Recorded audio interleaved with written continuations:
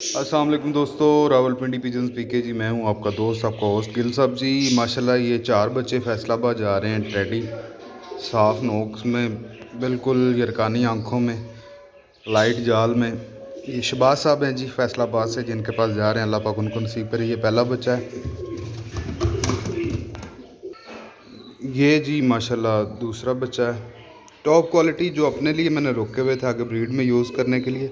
तो ये शहबाज साहब हैं, बड़े प्यारे भाई हैं। तो इनकी कॉल आई तो इन्होंने रिक्वेस्ट की कि भाई मुझे दे दें। मैं फिर उनको दिखाए, उनको पसंद आ गया माशाल्लाह। ये दूसरा बच्चा है।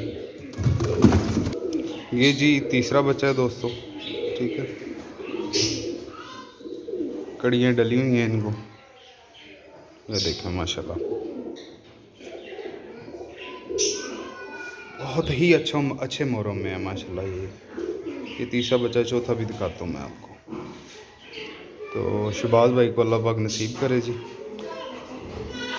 ये माशाल्लाह दोस्त चौथा बच्चा है। ठीक है, ये मेहर साहब वाले और रॉयल क्रॉस हुए हैं, जिससे ये बच्चा निकला है।